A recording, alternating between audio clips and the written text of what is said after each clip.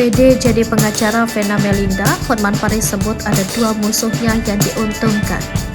Hotman Paris percaya diri mendampingi aktris Vena Melinda menghadapi masalah hukumnya.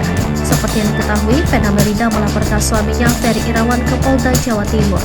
Hal tersebut dipicu lantaran Vena Melinda diduga menjadi korban dugaan kekerasan dalam rumah tangga.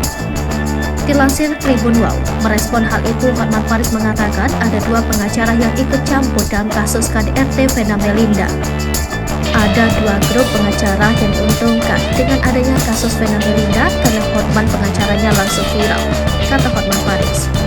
Hotman Paris mengungkapkan kedua ciri pengacara tersebut. Ia berujar pengacara pertama kini kerap diundang di acara televisi. Sedangkan pengacara kedua, Hotman menyebut pengacara tersebut iri dan cemburu terhadapnya. Meski menyebutkan ciri-ciri, Hotman Paris enggan menyebutkan secara gamblang sosok pengacara tersebut.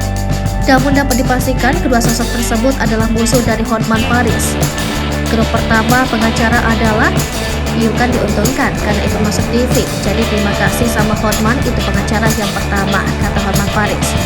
Grup pengacara yang kedua adalah pengacara sudah nyinyir, sudah lama iri sama gue, sudah lama cemburu sama gue ini. Hotman, bagaimana cara jatuhkannya ini? Kok makin maju aja? Kok bisnisnya udah makin menggurita? Melawan orang saingan bukan dengan cara nyinyir tapi berprestasi. Nyinyir gak ada gunanya, sambungnya. Lantas Hotman memberikan peringatan kepada kedua pengacara tersebut. Menurut Hotman, kedua pengacara tersebut tengah gusar mencari kelemahannya. Dan siap-siap pengacara yang selama ini bermusuhan sama gue mulai gusar cari kelemahan Hotman. Gimana cara jatuhkannya Hotman ini? Ujar Hotman Paris. Hotman Paris menegaskan tak akan gentar siapapun yang menjadi pengacara Ferry Irawan kelak.